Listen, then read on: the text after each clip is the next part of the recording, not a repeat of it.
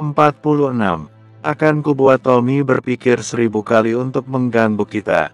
Kamu tenang saja dan lihat apa yang akan terjadi nanti, jelas Lukas. Melanie tampak curiga dengan rencana yang akan dibuat Lukas. Lukas akhirnya bercerita tentang tindakan Tommy yang hendak mencelakainya. Melanie kaget Tommy berani sekali mengirim sekomplotan orang untuk menyerang Lukas. Melanie tertawa saat Lukas bercerita tentang caranya mengecoh Tommy. Namun, Lukas tidak cerita kalau semalam di bar itu memang orang suruhan Anton atas permintaan Lukas. Anggap saja impas. Kamu jangan khawatir. Urusan Tommy mengganggu itu biar jadi urusanku. Sekarang aku akan membantumu mengenai permasalahan ancaman Tommy yang melibatkan para pemegang saham. Lukas duduk di depan Melanie. Gayanya seperti seorang penyusun rencana ulung.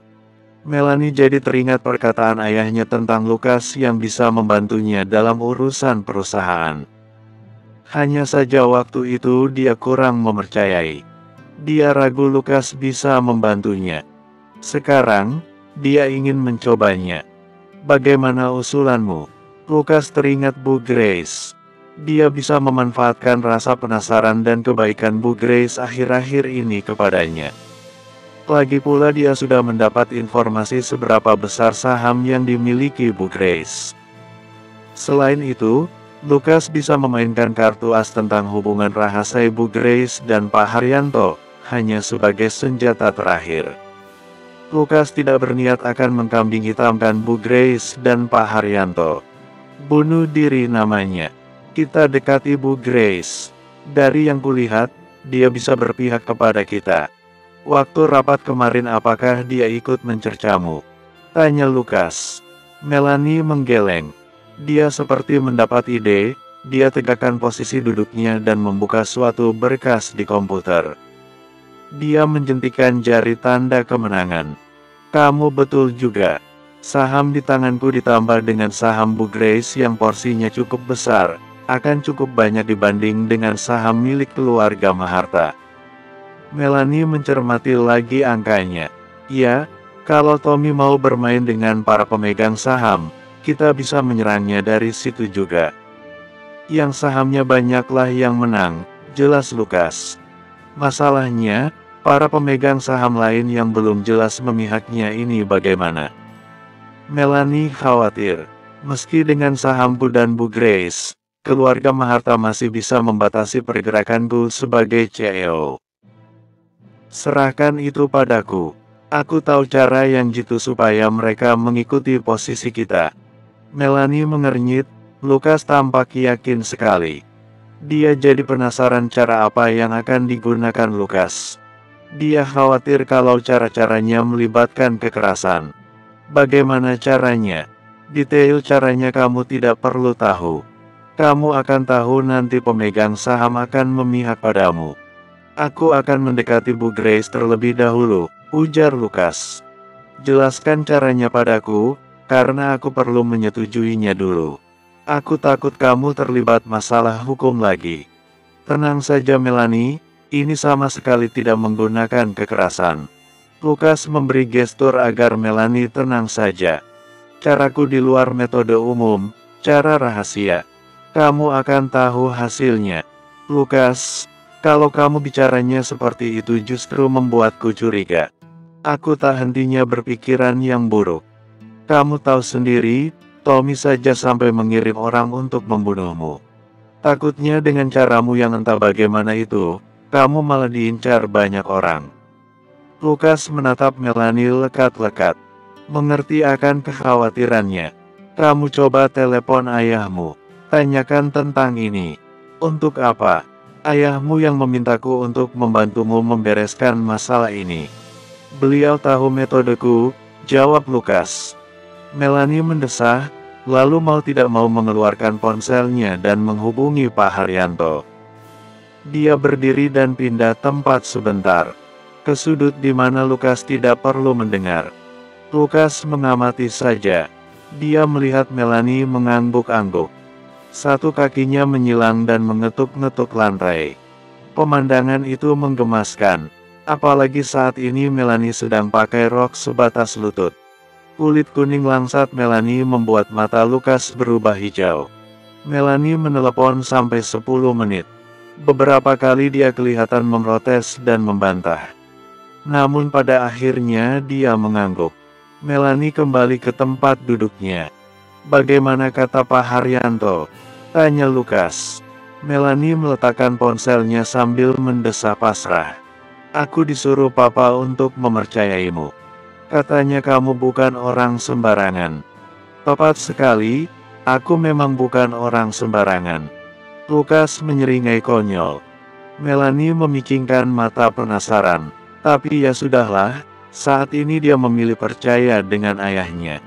Mari lihat saja hasil dari rencana Lukas. Setelah bersepakat, Lukas keluar dari ruangan Melanie. Dia dapat telepon dari ibunya. Ibunya minta Lukas untuk main malam ini. Kalau bisa ajak calon menantu ibunya.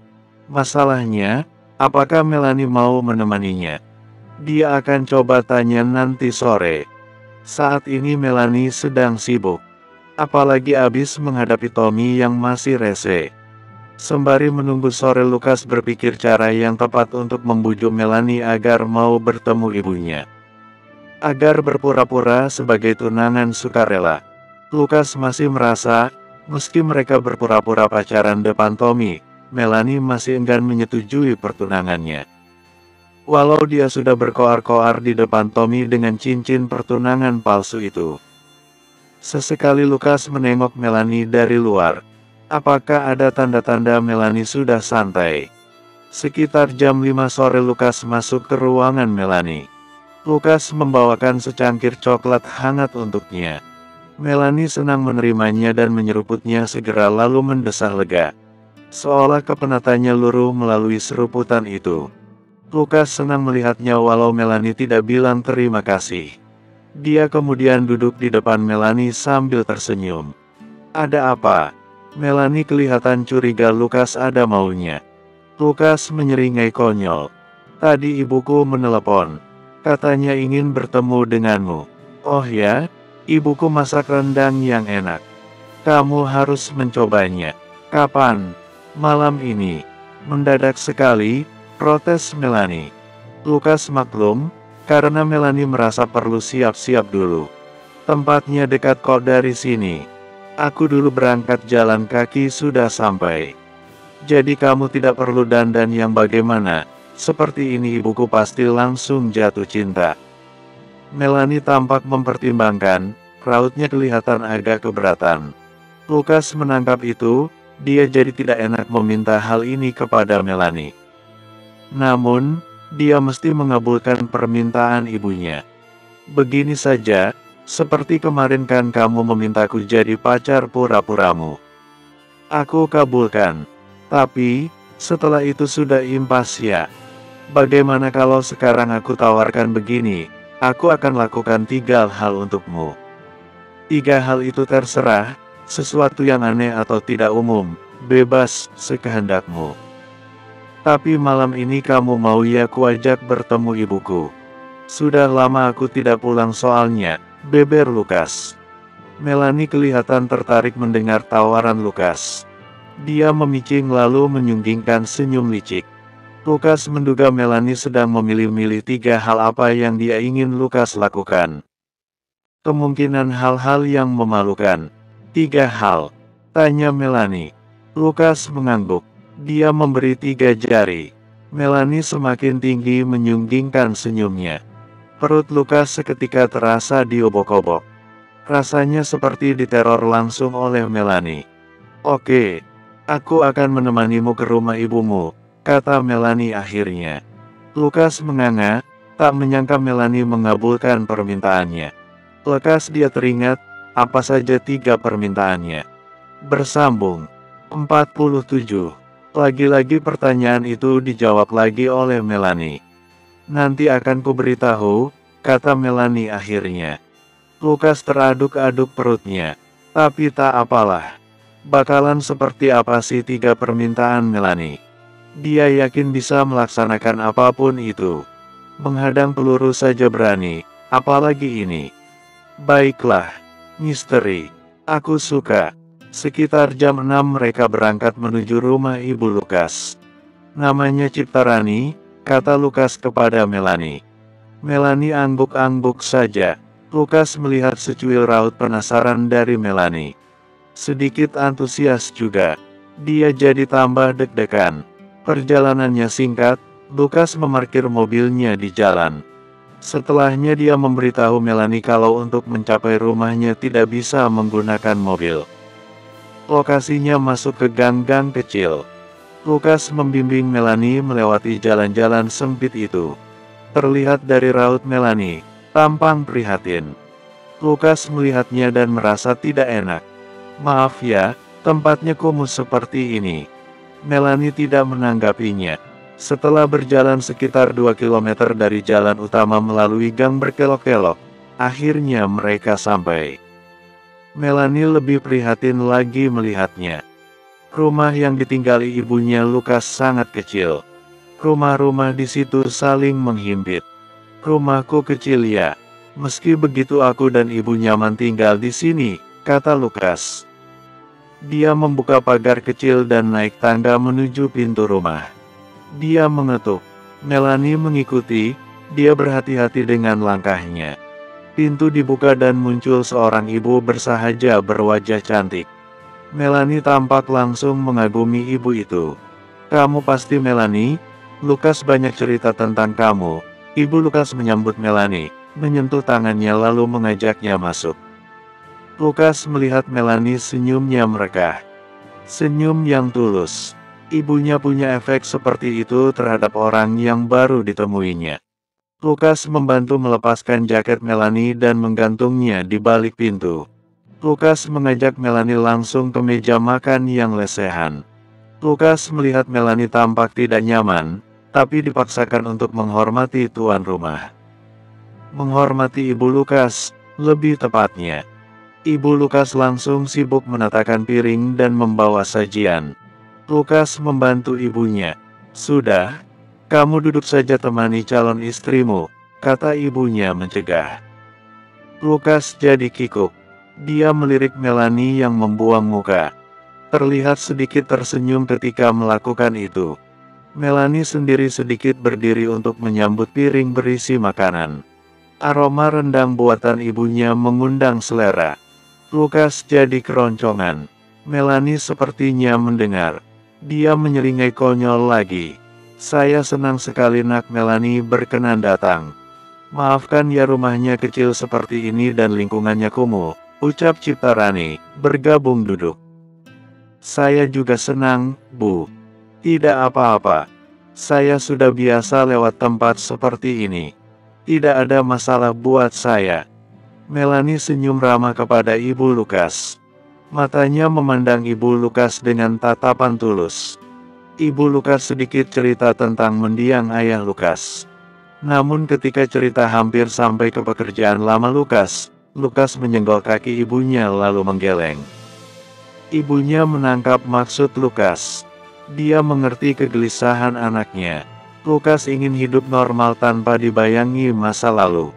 Ibunya mengarang cerita tentang masa lalu Lukas. Melanie sedikit-sedikit tertawa mendengar cerita saat Lukas masih kecil. Saya merasa terhormat sekali bisa memiliki calon menantu cantik sepertimu. Saya yakin, kamu pekerja keras. Wanita zaman sekarang memang harus tangguh. Tidak boleh kalah oleh laki-laki. Ibu Lukas menyingsingkan tangan, menunjukkan ketangguhannya. Melanie mengangguk setuju. Ibu Lukas menyendokkan nasi ke piring Melanie. Sementara Lukas mengambilkan lauknya untuk Melanie. Melanie menunduk-nunduk berterima kasih. Mereka menyantap. Melanie memuji masakan Ibu Lukas. Nanti bungkus saja ya, bisa dibawa ke rumah, tawar Ibu Lukas. Ibu Lukas bicara panjang dengan Melanie. Lukas mengamati dengan perasaan bahagia. Tak disangkanya Melanie tidak jijik berada di tempat seperti ini. Tambah lagi satu hal yang bisa dicintai dari Melanie. Sedikit-sedikit Lukas membereskan piring bekas makan. Dia ambil punya Melanie dan menumpuknya. Ibunya masih mengobrol dengan Melanie. Lukas teruskan dengan mencuci piring lalu angkat satu persatu piring lauk di meja. Lalu membuatkan teh hangat untuk bertiga. Lukas, kamu janji ke mama kamu akan melindungi Melanie seumur hidup, pesan Cipta Rani. Siap mah. Dari sekarang juga Lukas sudah melindungi Melanie, tanggap Lukas. Waktu sudah menunjukkan 9 malam. Lukas berpamitan dengan ibunya. Berkali-kali menjawab permintaan ibunya agar selalu menjaga Melanie. Melanie memeluk Cipta Rani seolah dia adalah ibu kandungnya. Di jalan menuju mobil, Melanie semakin prihatin. Tempat ini buruk sekali, apakah pejabat setempat tidak ada rencana untuk memperbaiki? Tanyanya kepada Lukas. Yang ku tahu, orang-orang sini sudah mengajukan rencana tersebut.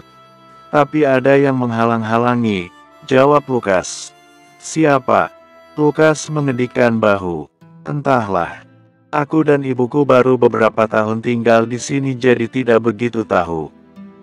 Melanie bercerita kalau Sukma Group ada anak perusahaan yang bergerak di konstruksi taman dan tempat tinggal. Wilayah ini seharusnya masuk ranah rencana perbaikan tata kota. Melanie ingat pernah diperlihatkan rencana tersebut. Kenapa tidak segera terlaksana? Dia merasa tahu siapa orang yang menghalang-halangi rencana tersebut. Lukas yang tidak ingin Melanie menceburkan diri dalam konflik wilayah ini menyarankannya agar tidak mencampuri urusan wilayah ini. Berbahaya. Lebih baik diam saja. Melanie tampak tidak setuju. Dia merasa gerah dengan situasi di tempat ini. Selanjutnya mereka berjalan dalam diam menuju mobil. Beberapa langkah lagi mendekati mobil, Lukas melihat ada sekelompok preman yang tak dikenalinya. Wilayah ini bebas preman. Kenapa sekarang tiba-tiba muncul preman berbandana dan pakai rompi jeans? Mereka berjalan mendekat juga ke arah mobil Lukas. Lukas memberitahu Melanie tentang preman itu. Dia diminta masuk duluan ke mobil. Jangan lupa kunci pintunya, Lukas. Lukas berjalan mendekati mereka juga. Jumlahnya ada 5. Tubuh mereka besar-besar dan lebih tinggi dari Lukas. Tanpa panjang lebar, mereka langsung menyerang Lukas. Lukas menghindar. Dia paling suka kalau berhadapan dengan orang-orang besar karena mereka gerakannya lambat. Lukas yang cekatan menghindari serangan mereka sembari melayangkan pukulan telak ke ulu hati serta menarik ikat pinggang mereka sampai lepas. Bak Big Book dia menangkis lalu mengoperkan pukulan lawan ke arah lawan lain sampai gigi depan mereka tanggal. Di dekat Lukas ada tiang besi. Terinspirasi oleh gaya bertarung aktor Hong Kong, Lukas memanfaatkan ikat pinggang musuh untuk mengikat tangan mereka ke tiang tersebut. Satu persatu dari mereka berhasil terikat dan dijatuhkan. Mereka loyo. Saat mereka sudah terikat semua, Lukas melayangkan tamparan panas ke setiap pipi preman itu. Siapa yang menyuruh kalian? Bentak Lukas. Mereka tak menjawab. Lukas mencari sekitar, dia menemukan batang besi dari patahan pagar portal. Dia mengancam akan menancapkan besi itu ke dengkul masing-masing. Preman-preman itu memohon agar Lukas jangan melakukan itu. Makanya jawab pertanyaanku. Kami disuruh Galatama. Lukas menimang-nimang tongkat pemukulnya. Jadi Galatama sudah berani menyuruh orang untuk meringkusnya ya. Kalian tahu, di sini tidak pernah ada preman. Orang-orang sini sangat tidak suka preman. Akan kuumumkan ke semua orang agar kalian digebuk ramai-ramai. Ampun Tuan, ampun, tolong jangan lakukan itu. Tolong katakan apa saja yang Tuan mau, asalkan kami dilepas, rengek preman itu. Apapun, Lukas menguji. Apapun Tuan.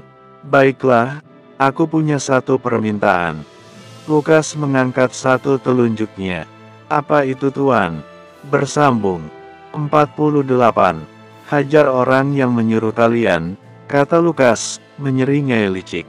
5 preman itu mendongak, kaget mendengar permintaan Lukas. Lukas melihat tanda keberatan itu. Ya sudah, nasib kalian di tangan warga sini. Lukas pura-pura pergi meninggalkan mereka. "Tuan tunggu," panggil si preman. "Baik, kami sanggupi permintaannya." Lukas berputar. "Nah, begitu dong." Lukas melonggarkan sabuk yang mengikat mereka semua di tiang. 5 preman itu melenguh lega. "Terima kasih, Tuan Lukas." Setelah mengucapkan itu 5 preman melarikan diri. "Hei, tunggu dulu," cegah Lukas. Mereka pun berhenti seketika. Mereka menurut dengan berbalik. "Ada apa, Tuan? Kalian tahu kenapa aku minta kalian menghajar Galatama?" Mereka menggeleng. "Karena dia pengecut. Seharusnya kalian cari tahu dulu tentang orang yang hendak kalian beri pelajaran. Galatama salah mengirim kalian menghadapiku. Maka beri Galatama pelajaran demi kalian sendiri. Dia telah menjerumuskan kalian ke lubang macan."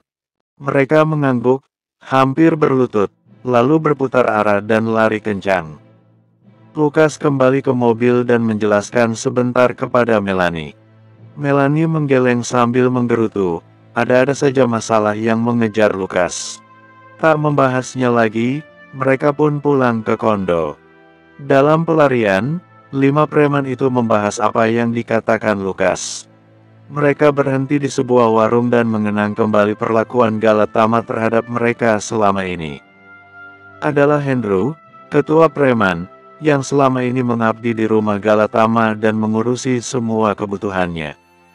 Dari kemarin Galatama masuk rumah sakit gara-gara salah urat saat menendang Lukas di acara perjamuan.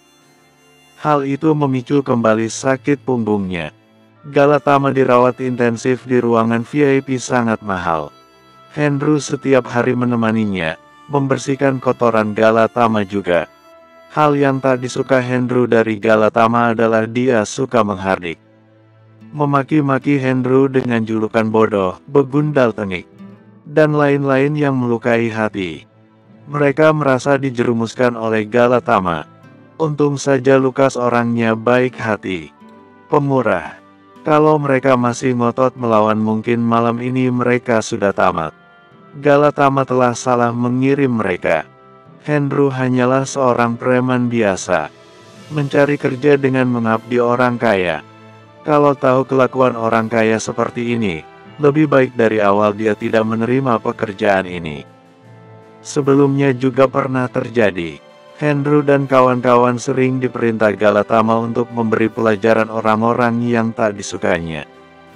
Untuk yang sebelum-sebelumnya, targetnya mudah ditaklukkan.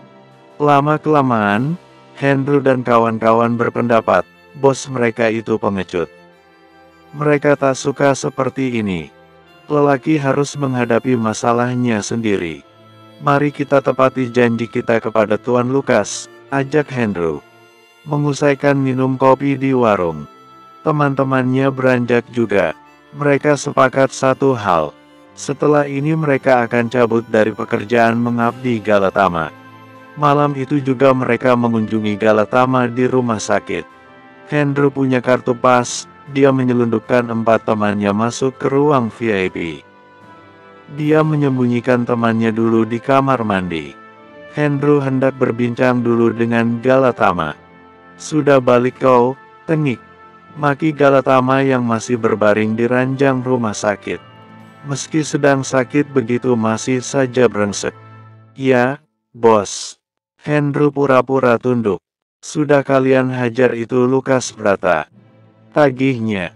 "Sudah bos." Lukas Brata sudah babak belur. Galatama tampak tidak percaya. "Yang benar saja kau, itu mukamu jelek begitu, sungguhan kau sudah membuatnya kau." Andrew bersiul. Dia sudah tidak tahan dimaki-maki terus oleh Galatama. 4 temannya keluar dari kamar mandi, membuat Galatama kaget sekaligus khawatir. "Mau apa kalian?" hardik Galatama. Dia hendak meraih pencetan bel di samping tempat tidur. Namun salah satu preman menarik bel itu. Galatama tidak bisa meraihnya. Kurang ajar. Galatama mau berteriak minta tolong, tapi langsung dibekap mulutnya oleh Andrew. Mata Galatama membelalak ketakutan. Dia takut malam ini adalah malam terakhirnya. Sambil dibekap, bogem-bogem 5 preman itu bergantian menghantam tubuh Galatama. Dia dipukuli sampai tak sadarkan diri. Mereka tidak memukul wajah Galatama. Hendro bilang, mereka lebih terhormat daripada Galatama yang asal saja menyuruh-nyuruh anak buah. Mereka meninggalkan Galatama begitu saja, tak takut diringkus tim keamanan rumah sakit. Dengan keahlian preman yang dimiliki, mereka keluar dari rumah sakit tanpa terdeteksi. Dalam pelarian, mereka membahas lagi betapa hebatnya Lukas Brata dalam bertarung. Rasanya mereka ingin mengabdi kepada Lukas. Di ruang VIP, Galatama pingsan sampai pagi. Dia tersadar ketika seorang suster memeriksanya. Dia mesti dirawat lebih lama lagi untuk menyembuhkan luka memar di sekujur tubuh. Galatama tidak menuruti perintah dokter. Sore itu dia kabur dari rumah sakit. Tidak peduli dengan sakit di tubuhnya, dengan dendam membara kepada Lukas, dia pergi menemui seseorang. Galatama yakin Lukas Brata sudah menghasut Hendro dan teman-temannya untuk menghajar balik dirinya. Dia ingin membuat perhitungan besar dengan Lukas. Ada satu kelompok yang pernah ditemuinya di suatu bar. Dia dapat kontak mereka dari teman minumnya. Galatama menuju ke sana disupiri oleh bodyguard. Tempat perkumpulan kelompok itu ada di sebuah bengkel mobil sport mewah. Masuk ke dalam dan dia ketemu markasnya. Galatama diantar oleh ajudan ketua kelompok itu. Di perkenalan pertama waktu itu Galatama telah membelikan ketua kelompok itu sebuah mobil sport harga puluhan miliar. Itu tiket untuk bertemu dengannya kapanpun. Sandoruji, ucap Galatama menghadap seseorang di balik meja pualam besar. Orang yang dimaksud membalas sapaan Galatama, orang itu berperawakan kurus tapi tampak mengancam dengan tato penuh di lengannya. Tatonya bermotifkan mobil-mobil antik dan dewa-dewi. Galatama, ada urusan apa yang membuatmu datang kemari? Bukankah kau lagi dirawat di rumah sakit? Aku ada masalah dengan seseorang dan aku butuh bantuan. Sandoruji mengamati Galatama.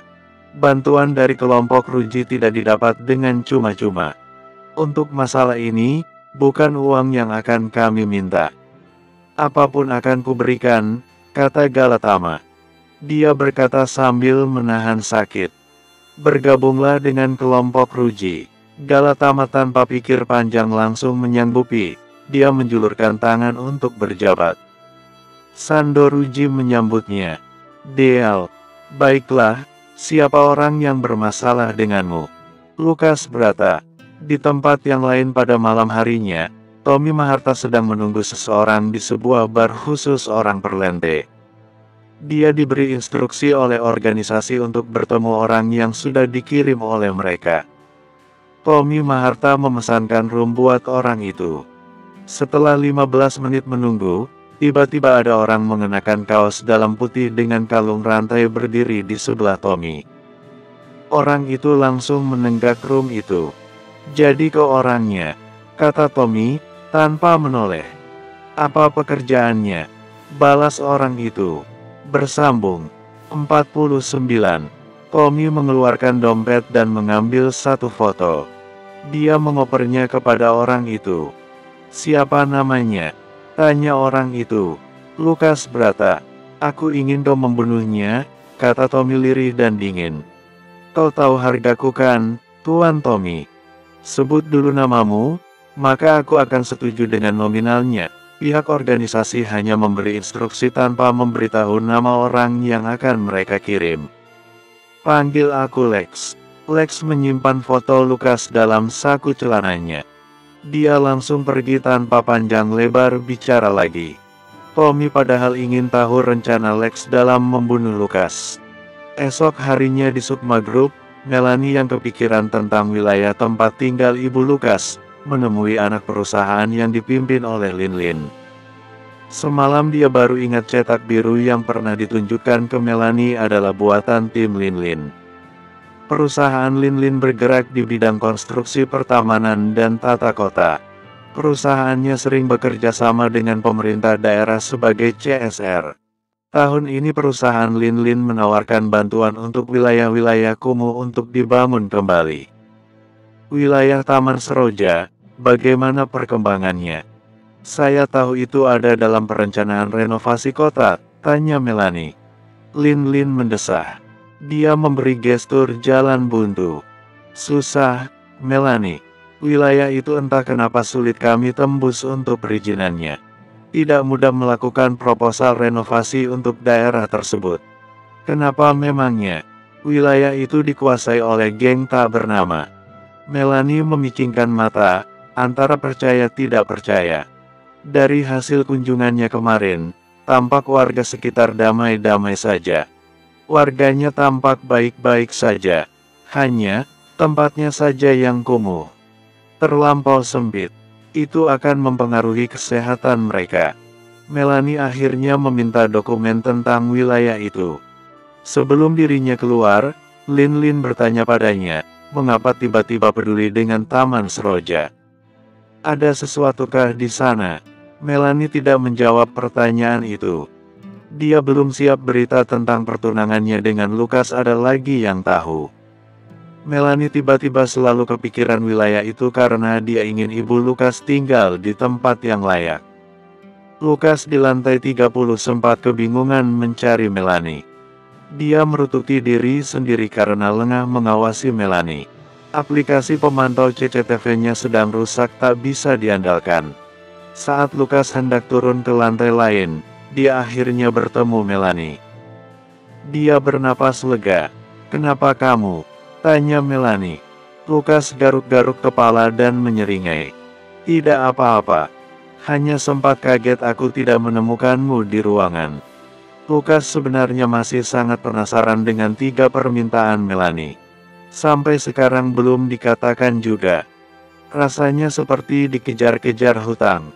Oh, hari ini aku tidak ingin bertemu Tommy. Tolong kamu dan Lee jaga ruanganku, pesan Melanie. Siap, Bu CEO. Lukas mencari Lee untuk menjadwal jaga ruangan Melanie. Kemudian dia berpatroli di lantai 30, mencoba mengendus gerak-gerik Tommy. Sampai saat ini belum kelihatan batang hidungnya. Baru mau menuju ruangan Melanie, Lukas mendapatkan telepon dari Pak Haryanto. Lukas, suara Pak Haryanto di ujung, seperti hendak memberi peringatan. Iya Pak. Kau tahu tentang kelompok Ruji? Benar saja, pasti ada sesuatu. Lukas belum pernah mendengar nama itu. Saya baru dengar. Apakah kau terlibat suatu masalah lagi? Saya dengar kau ikut menemani Permatahari di acara perjamuan Baron Tama yang berujung keributan. Oh, itu harusnya hal kecil. Meskipun akan jadi besar, Pak Haryanto tenang saja. Saya punya backingan yang bagus. Lukas mencoba meyakinkan. Baiklah, Lukas, kau perlu terus waspada. Saya dapat intel kalau kelompok Ruji tengah mencarimu. Menggali informasi tentangmu. Lukas menelan ludah. Meski dia tahu mereka tidak akan berhasil, tapi kalau semakin banyak orang yang mencari tahu, dia khawatir rahasianya akan terbongkar. Kita tidak pernah tahu ada siapa saja di dalam suatu kelompok. Bisa jadi yang kita remehkan itu justru paling jago. Lukas berpedoman itu. Baik, saya akan terus waspada. Terima kasih informasinya, Pak. Lukas langsung mencari nomor Anton. Setelah Pak Haryanto mengakhiri sambungan telepon, Lukas menekan tombol panggil ke nomor Anton. Kelompok Ruji. Lukas mencoba menggali informasi dalam kepalanya. Tidak ada. Dia baru dengar kali ini. Kedengarannya mereka berbahaya karena berbau metal. Ada 2 orang yang diduganya sedang mengerahkan kelompok itu. Antara Tommy Maharta atau Galatama. Dipikir-pikir aneh juga. Lukas berada di titik ketiga. Tommy Maharta ingin merebut Melanie darinya. Sedangkan Galatama mengira Lukas punya hubungan khusus dengan Permata. Anton baru tersambung setelah percobaan ketiga. Anton, panggil Lukas. Ya, Bang. Ada yang bisa aku bantu? Jawab Anton antusias. Lukas menceritakan apa yang disampaikan Pak Haryanto barusan tentang kelompok Ruji. Dia ingin Anton dan anak buahnya untuk mengumpulkan sebanyaknya informasi tentang kelompok itu. Kabari aku kalau datanya sudah siap. Aku harap tidak lama. Datanglah ke kantin lantai bawah kantorku. Akan kutemui kau di sana. Siap bang. Lukas menunggu sambil mengawasi Melanie.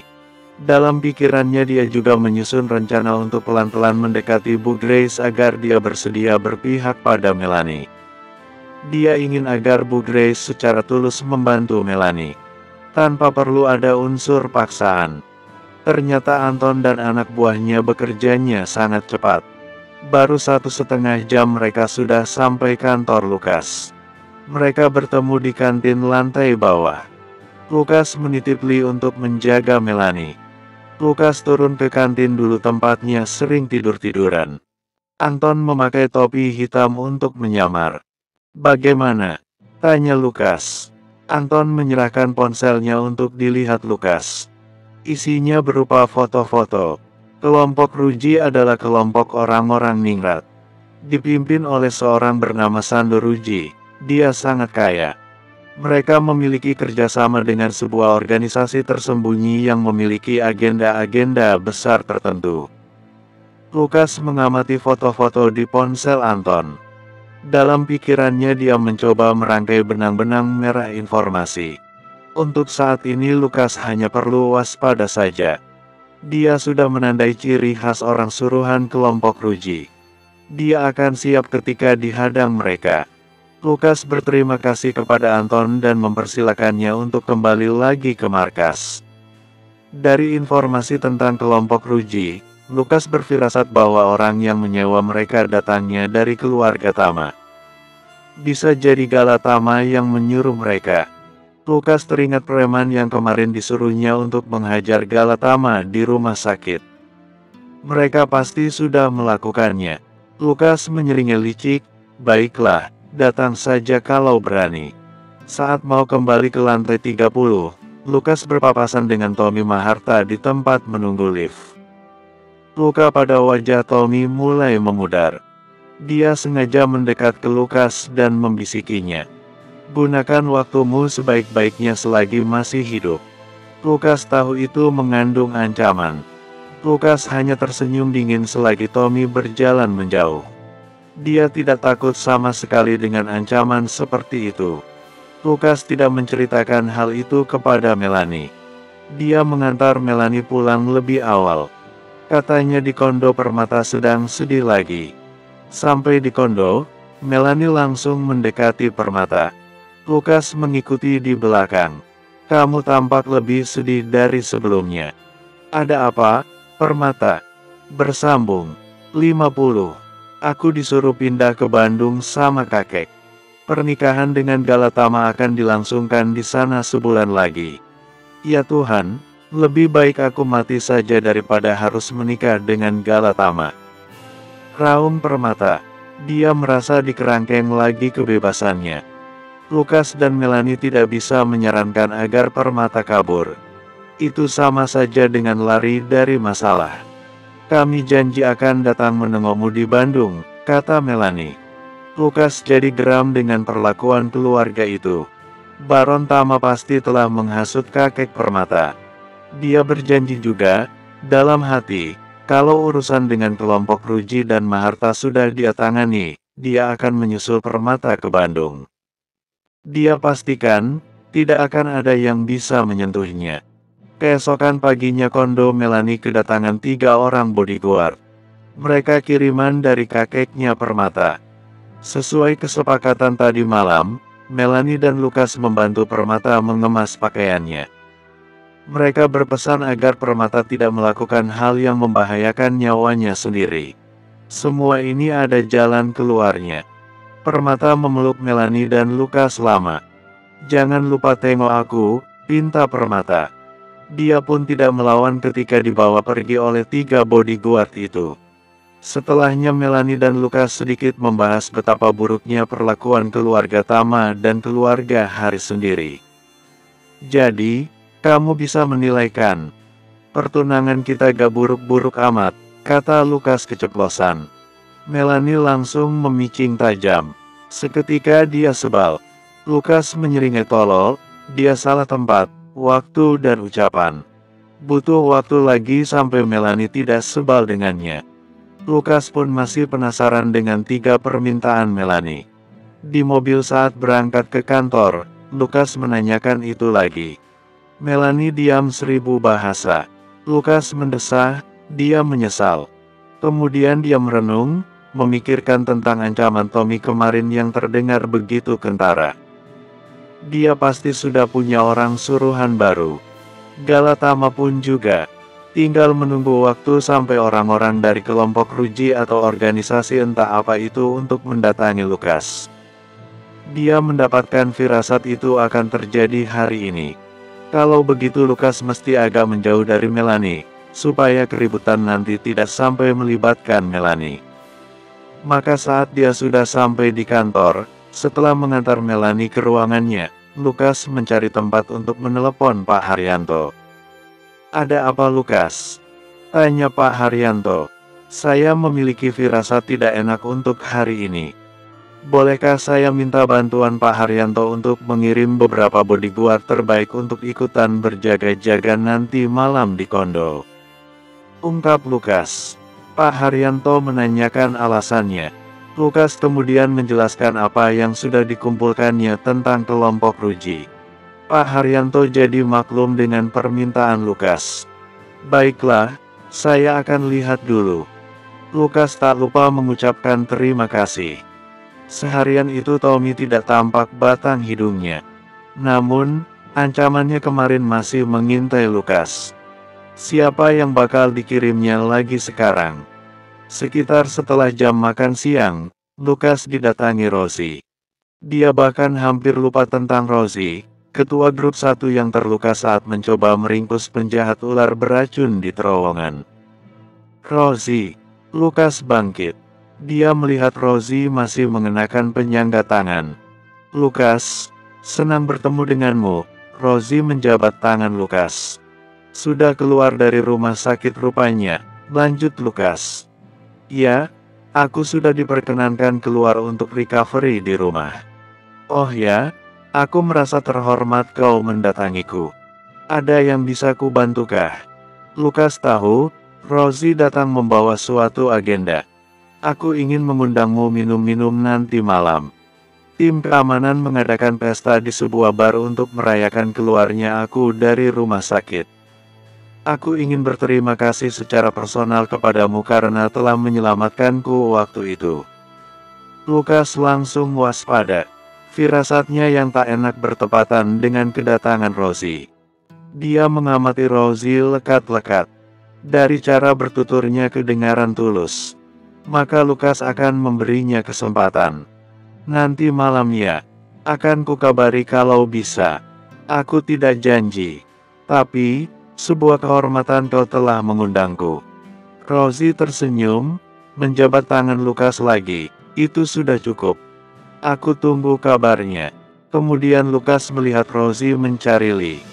Dia pasti diundang juga. Mereka sahabat kental. Tapi aneh, Rosie semestinya bisa mengundang menggunakan SMS saja. Oh, supaya lebih kelihatan tulus.